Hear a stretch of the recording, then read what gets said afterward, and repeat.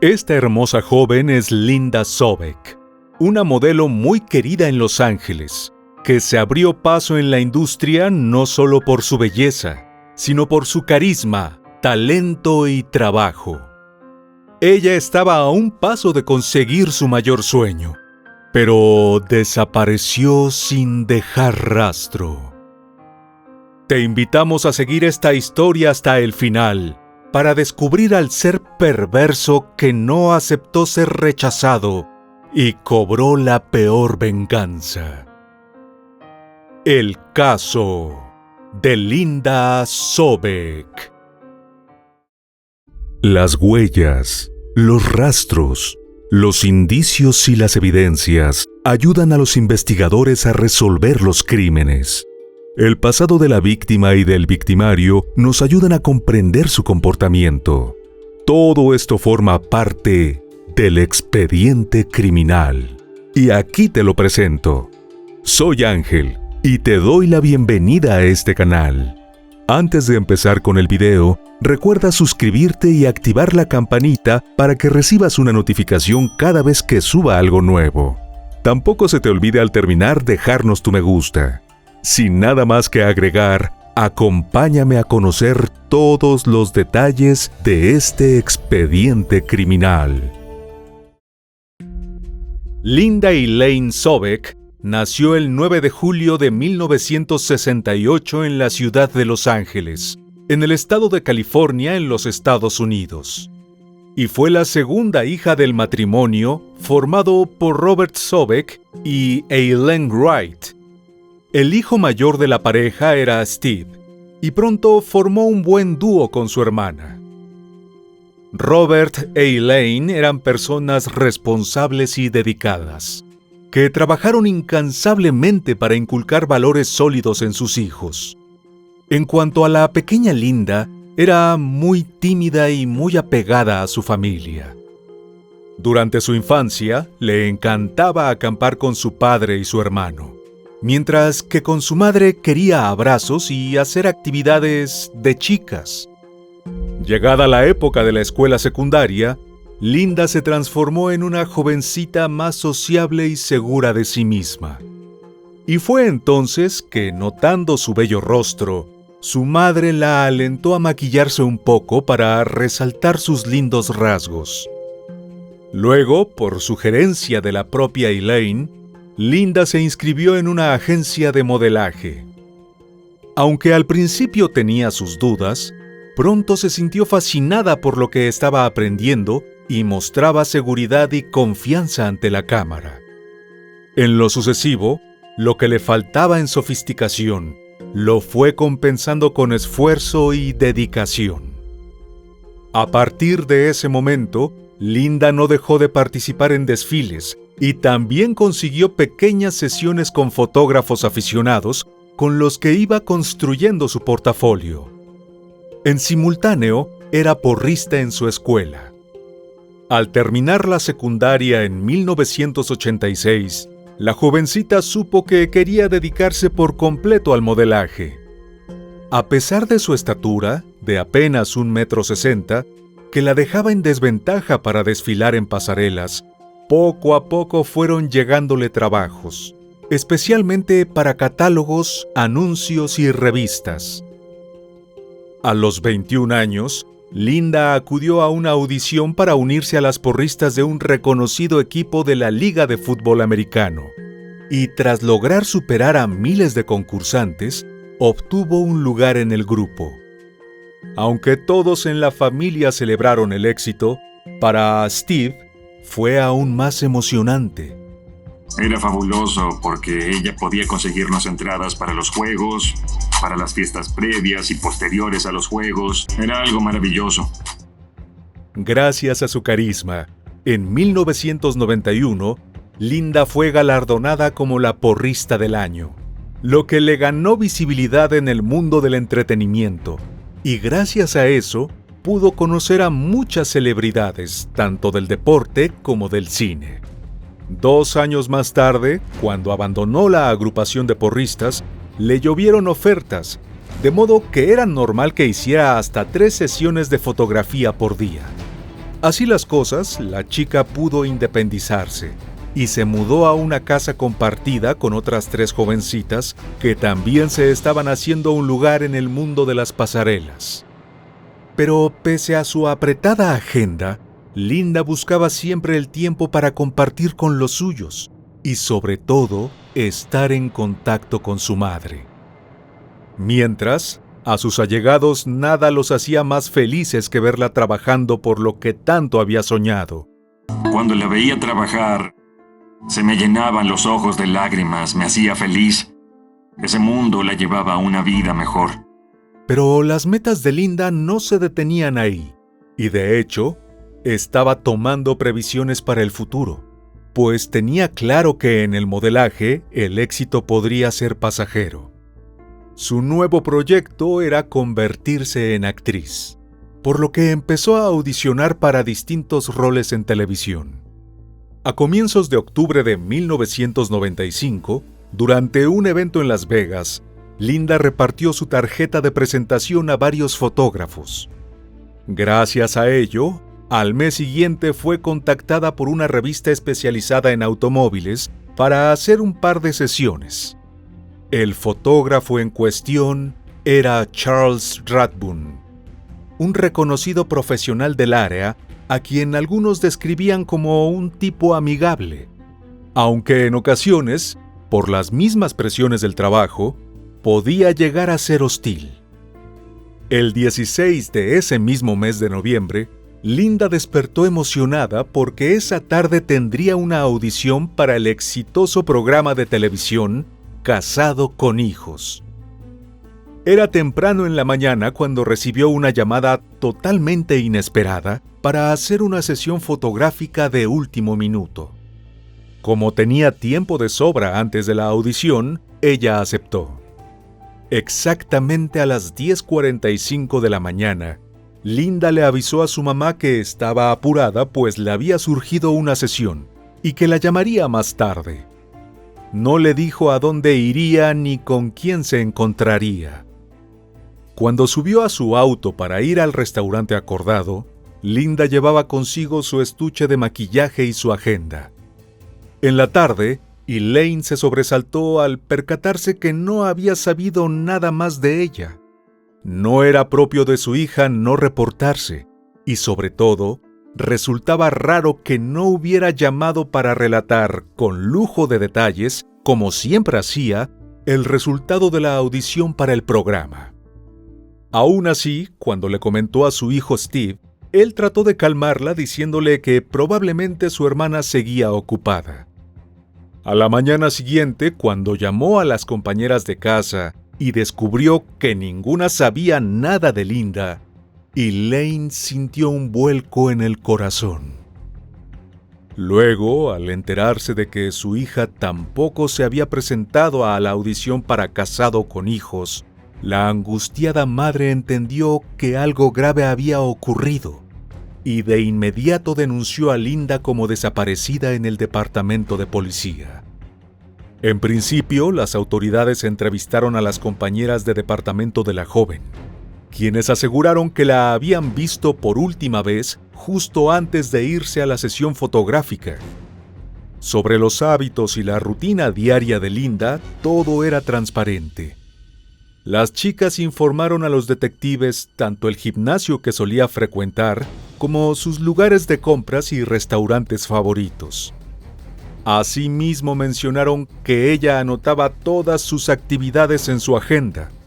Sin embargo, tras una búsqueda exhaustiva en su habitación, la libreta donde registraba su programa de tareas no apareció.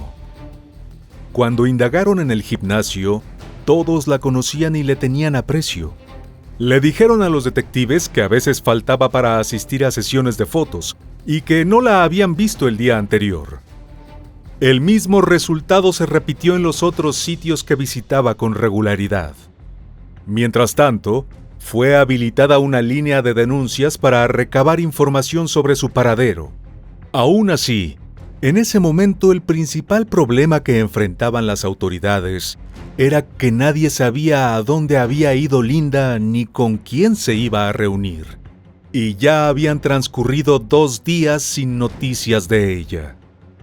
En paralelo, en un área silvestre del condado de Los Ángeles, un recolector de basura que hacía un recorrido a lo largo de la carretera encontró unas fotografías en un contenedor de desechos. La chica en las imágenes le pareció muy hermosa y decidió quedarse con 4 fotos. Los oficiales seguían en su tarea, entrevistando a exparejas, socios comerciales y gente del entorno de la joven. Pero a todos tuvieron que descartarlos como posibles sospechosos, pues ninguno tenía rencillas con ella. Ya para ese momento habían transcurrido 4 días de la desaparición y seguían sin un móvil aparente ni nadie a quien señalar. La frustración comenzó a apoderarse de los detectives, pero los familiares y amigos de Linda tomaron una iniciativa importante. Imprimieron carteles con la imagen de su rostro, que incluían información detallada sobre ella y sobre su vehículo, ofreciendo una recompensa de $20,000 a cualquiera que aportara información valiosa para encontrarla. Además, se creó un fondo de recompensa que, gracias a donaciones, pronto logró reunir $100,000. Cuando el equipo de fútbol americano al que había pertenecido la chica publicó un comunicado de prensa pidiendo ayuda, la noticia se difundió a mayor velocidad en los medios de comunicación, y varios programas de televisión dedicaron horas a proporcionar información detallada sobre el caso. Gracias a esta campaña, la policía recibió aproximadamente 100 llamadas por hora. Sin embargo, ninguna ofrecía información concreta sobre el paradero de Linda.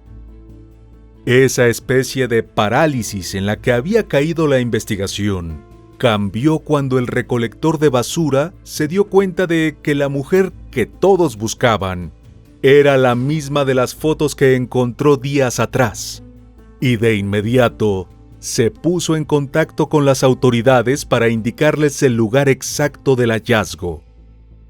Al día siguiente, los investigadores hicieron un intenso rastreo en el área, donde encontraron más fotografías y la agenda de Linda.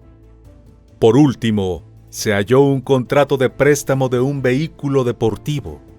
Considerando que estaba fechado el 16 de noviembre, es decir, el mismo día de la desaparición de Linda, los agentes se quedaron con el documento que, para mayores señas, era de un prototipo de una camioneta que aún no se había lanzado al mercado. A partir de ese momento, la joven fue buscada en esa área, en un operativo que incluyó a un grupo de voluntarios dedicados a examinar cada rincón del terreno. Pasadas unas 4 horas, una amiga de Linda descubrió el inconfundible estuche de cosméticos de la joven. Estaba en otro contenedor ubicado a unos 10 kilómetros de donde se había encontrado la agenda. Al procesar las evidencias, la policía notó que el nombre que figuraba en el contrato del vehículo otorgado en préstamo coincidía con un contacto agendado por la chica. De pronto, por fin pareció surgir un rayo de luz en la investigación. Y por si fuera poco, casi en simultáneo, las autoridades recibieron una llamada anónima sobre un auto abandonado en el estacionamiento de un restaurante en California, que, según la descripción, coincidía con el vehículo de Linda. Esa misma tarde, mientras los agentes hacían experticias en el auto, que en efecto era el de ella, hubo una nueva llamada, pero esta vez no era anónima. Del otro lado de la línea estaba Charles, uno de los fotógrafos que a veces trabajaba con Linda. El hombre dijo que había visto a la joven el mismo día de su desaparición, cuando se reunieron temprano en un restaurante para hablar sobre su portafolio. En sus palabras, no la consideró adecuada para la sesión fotográfica, de modo que se despidieron en el estacionamiento. A sabiendas de que era el mismo sujeto que figuraba en el contrato por el préstamo del vehículo, El detective que lo atendió le preguntó al respecto, pero Charles dijo que no sabía cómo el papel se había mezclado entre las cosas de ella, y tampoco tenía idea de cómo había ido a parar a un contenedor de basura. Más allá de sus explicaciones y de su afán por desligarse del caso, él era una persona de interés, pues parecía ser el último que vio a Linda.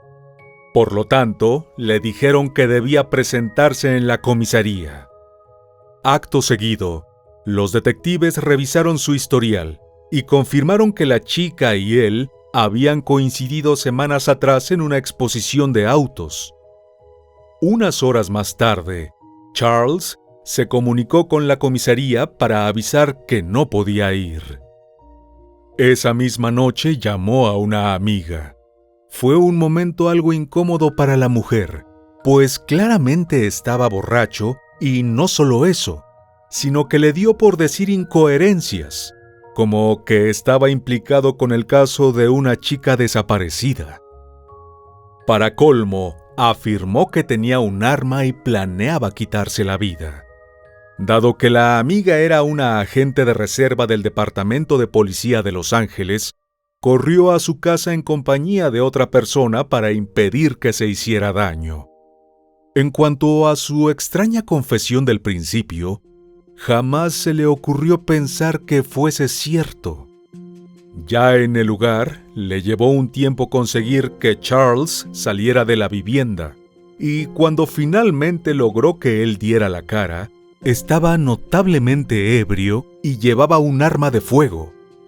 Se le escapó un proyectil de forma accidental, que rebotó en el asfalto y terminó hiriendo a la amiga que lo había ido a ayudar.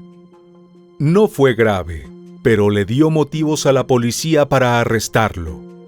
Luego, al inspeccionar el interior de su domicilio, los agentes encontraron más de 100 armas de fuego. Asimismo, se incautó una bolsa con cuerdas, cinta adhesiva, alcohol y, por último, también decenas de fotografías muy singulares, pues en ellas aparecían modelos posando como si estuvieran muertas. Durante el posterior interrogatorio, Charles cambió radicalmente su versión inicial.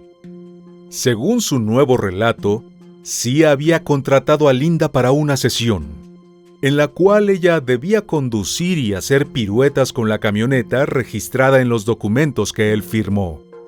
El escenario elegido estaba junto a un lago llamado el Mirage. Pero justo cuando él estaba manejando en círculos para mostrarle a la chica cómo debía hacerlo, perdió el control y en cuestión de segundos la golpeó con uno de los espejos retrovisores. Al bajarse y ver que no tenía signos vitales, entró en pánico y enterró el cuerpo en el bosque. A decir del hombre, estaba tan traumatizado que, por más que intentaba, no podía recordar el lugar exacto de la sepultura. Aunque los agentes no le creyeron, lo cierto era que no tenían ninguna prueba realmente sólida en su contra. Solo podían dejarlo en arresto preventivo, pero no por demasiado tiempo. Avanzando contrarreloj, la policía se dedicó a la siguiente fase: encontrar las fallas en la historia del hombre. Al día siguiente se recuperó el vehículo, que había sido limpiado a fondo al menos 2 veces. La criminalista del condado de Los Ángeles no encontró signos de impacto, ni rasguños ni abolladuras visibles, lo que le hizo pensar en que la mujer había sido atropellada, no golpeada. Y si bien en el exterior no se encontraron tejidos o fibras humanas, una revisión en el interior reveló manchas rojizas en la hendidura de los asientos, además de cabellos largos y rubios. Asimismo, la presencia de una profunda abolladura en una de las puertas, del lado de adentro del vehículo, parecía indicar que allí había ocurrido una intensa lucha. Con la investigación avanzando, surgieron otras historias que complicaron aún más a Charles y contribuyeron a sembrar dudas en su contra. Se trataba de testimonios de modelos que habían trabajado con él y afirmaron que su comportamiento no siempre era el de un profesional y que su conducta llegaba a ser desagradable. Gracias a ellas, los detectives pudieron comprobar un patrón de comportamiento preocupante, ya que Charles se caracterizaba por hostigar a las modelos e incluso hacer insinuaciones fuera de lugar. Esa actitud generaba rechazo por parte de las chicas, que solo aceptaban trabajar con él cuando era obligatorio. El panorama en torno al sospechoso se oscureció todavía más, cuando la policía supo que en 1979 había sido juzgado por abuso en el estado de Ohio. Sin embargo, el juez a cargo de la causa dio por válida su versión de que la relación había sido consensuada, y el hombre fue absuelto. Entretanto, las pruebas realizadas a las manchas y los cabellos hallados en la camioneta coincidieron con el ADN de Linda. Con toda la información a mano, los investigadores decidieron hacerle creer a Charles que estaban convencidos de la veracidad de su relato del accidente. Igualmente le comentaron que era una lástima que no recordara el sitio donde sepultó a Linda, porque recuperar el cuerpo podría ayudarlo a demostrar su inocencia. Como resultado, al hombre le retornó la memoria velozmente, y el 25 de noviembre de 1995, desde un helicóptero, él le señaló el lugar donde había depositado los restos. El operativo fue supervisado por un antropólogo forense, y después de 8 horas, por fin dieron con el cuerpo. Para sorpresa de todos, presentaba muy poca degradación. Los especialistas atribuyeron este hecho a una serie de factores como el frío, la altitud y la falta de exposición al sol en el desfiladero. En palabras sencillas, los restos de Linda habían permanecido casi refrigerados durante 9 días. Ya en la morgue se constató que de haber sido atropellada, habría tenido lesiones a nivel de las rodillas. En cambio, sus piernas no mostraban fracturas ni abrasiones. En contraste, había marcas severas de que había sido atada en los tobillos, y a su vez, las marcas coincidían con el tamaño de la cuerda encontrada en la casa de Charles. Además, presentaba hemorragias internas y hematomas en las piernas, que indicaban que fue abusada. Otro elemento llamativo era el estado de su ropa, pues lejos de un entierro apresurado tras un accidente desafortunado, en el cual el aspecto sería un tanto caótico, todo parecía indicar que la habían vestido, muy posiblemente, después de su deceso. Un detalle muy significativo fue que, a pesar de que se trataba de una sesión de fotos, no había rastros de maquillaje en el rostro de la mujer, mientras en su torrente sanguíneo se halló un alto nivel de alcohol. Por último, el forense concluyó que le habían cortado la respiración y que había signos de resistencia por su parte. Para la familia de Linda, fue absolutamente devastador enterarse de que sus minutos finales habían sido tan aterradores y dramáticos. De hecho, fue el abogado que los representaba quien la reconoció mediante fotografías, ya que sus padres y su hermano se negaron a verla en semejante estado. En cuanto a Charles, quedó bajo arresto, formalmente acusado de asesinato en primer grado y con una fianza de $1 millón. Él insistió en su inocencia y poco después, estando bajo custodia, intentó quitarse la vida, por lo que de ahí en adelante fue puesto en un régimen de vigilancia estricta. Posteriormente, En un intento por conseguir una condena menor por homicidio involuntario, Charles ofreció otra versión de lo sucedido, procurando dar una explicación para cada una de las pruebas que lo incriminaban. Según este nuevo relato, fue la propia Linda quien comenzó a seducirlo, llegando incluso a desvestirse. Entonces, cuando él no le prestó atención a sus insinuaciones y se dedicó a tomarle fotos, ella se molestó. Después de lograr que se calmara y se vistiera, Charles le mostró cómo hacer que el vehículo girara. Fue justo ahí que la golpeó sin querer, causándole una herida en el rostro al caer. A decir de Charles, la subió al auto para llevarla al hospital, pero ella comenzó a pelear con él y lo amenazó con demandarlo. Y aunque intentó contenerla con un brazo, la situación se tornó violenta.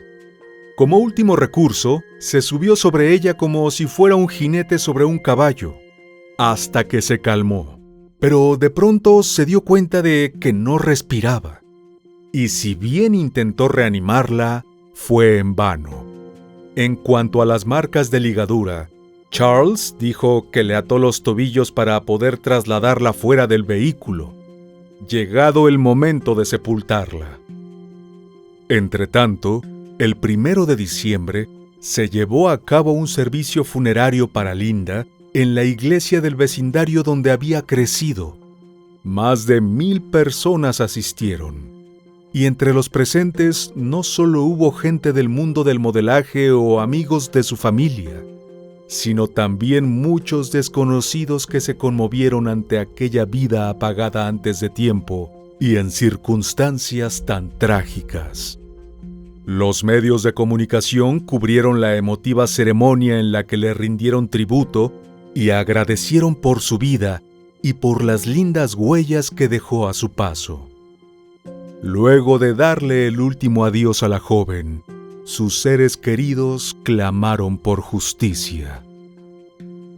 Al respecto, las autoridades creían que las pruebas físicas hablaban por sí solas de una violencia inusual, que no concordaba con la última versión dada por Charles.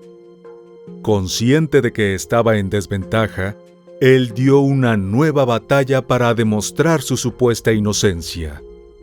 Afirmó que tenía 5 rollos de película que demostraban que Linda había participado voluntariamente en una relación consensuada dentro de la camioneta, que, como se recordará, era un prototipo y no había salido al mercado. Una vez que el material fue presentado a las autoridades, se comprobó que en 4 rollos aparecía una mujer posando con vestidos, mientras que el quinto contenía 13 fotos distorsionadas de una mujer en poses sugestivas. Sin embargo, las fotos estaban expuestas sobre un rollo usado anteriormente, lo que dificultaba distinguir el interior del vehículo y la persona fotografiada. Por ende, era necesario confirmar si se trataba del mismo auto y, sobre todo, si la mujer en dichas imágenes era realmente Linda. En el proceso se descubrió que varias semanas antes de tomar prestada la camioneta, Charles fotografió un prototipo de vehículo de otra marca, de modo que solicitaron al fabricante imágenes del interior de dicho automóvil. Luego, gracias a la tecnología, las fotos fueron mejoradas, y al superponer la imagen del tablero con las de la camioneta, se confirmó que se trataba de un vehículo diferente. Además, la anatomía de la mujer en las fotos no coincidía con la de Linda, ni tampoco era la misma vestimenta que ella llevaba ese día. Así, esta versión fue también desestimada. Adicionalmente, la policía se encargó de contactar a todas las modelos que habían posado para las fotografías halladas en su domicilio, y en las cuales lucían como cadáveres. Los oficiales querían asegurarse de que solo estuvieran actuando para la cámara. Para entonces, Algunos medios habían sugerido que el hombre podría estar relacionado con desapariciones de mujeres jóvenes desde Michigan hasta California, e incluso hasta con ciertos crímenes sin resolver. No obstante, no se pudo comprobar nada al respecto. El juicio contra Charles comenzó a mediados de octubre de 1996. La fiscalía argumentó que desde el primer momento su intención fue llevar a Linda al bosque para persuadirla o, llegado el caso, forzarla a tener relaciones íntimas. Aunque le suministró alcohol, algo poco habitual para Linda a decir de la mayoría de sus conocidos, el hombre no logró que ella accediera a tener sexo con él, por lo cual él optó por un acceso carnal forzado y posteriormente acabó con su vida. La fiscalía llamó a testificar a 2 modelos que trabajaron con Charles en 1994, y ambas coincidieron en señalar que el hombre detestaba a Linda y se refería a ella en los peores términos. Ellas se enteraron casualmente, porque le mencionaron a la joven para participar en unas campañas de trajes de baño, y él dijo que jamás trabajaría con ella, a menos que fuera obligado. Lo que se decía en el ambiente del modelaje era que Linda lo había rechazado con vehemencia cuando él intentó seducirla, y que el hombre estaba lleno de rencor. Por su parte, tanto Charles como su defensa insistieron en la supuesta evidencia fotográfica, un recurso que resultó insuficiente y poco convincente. De tal manera, el 2 de noviembre de 1996, después de deliberar durante 6 horas, el jurado lo declaró culpable de asalto sexual y asesinato en primer grado. Al mes siguiente, Charles Rathbun fue sentenciado a cadena perpetua sin posibilidad de libertad condicional por el crimen en contra de Linda Sobek. Luego quedó recluido en la institución para hombres de California. Mientras los miembros del jurado salían de la sala del tribunal, Elaine, Robert y Steve, visiblemente conmovidos, abrazaron a cada uno de ellos en señal de agradecimiento. Posteriormente, en un gesto que pretendía transformar de algún modo el duelo en algo positivo, la familia de Linda destinó los $100,000 del fondo de recompensa para ayudar a mujeres maltratadas.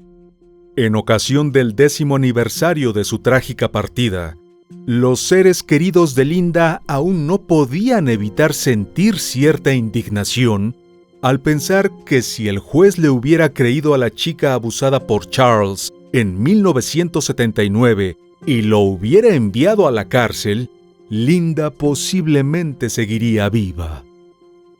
En cada oportunidad en la que se les ha consultado, los miembros de la familia Sobek han destacado lo difícil que ha sido transitar por los años sin su presencia, pues dejó un vacío que nada ni nadie podría llenar. A decir de su madre, el mundo era un lugar mejor cuando lo habitaba su amada hija Linda.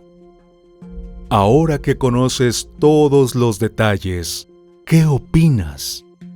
¿Crees que es cuestionable la decisión de las autoridades con respecto a Charles en 1979? Incluso, ¿consideras que él pudo haber tenido participación en otros crímenes? Escríbenos en los comentarios. Y bueno, querido oyente, hasta aquí el caso de hoy. Te espero en otra entrega para que juntos analicemos todos los detalles de los más terribles crímenes de la historia. Nos vemos hasta el otro expediente criminal. ¡Adiós!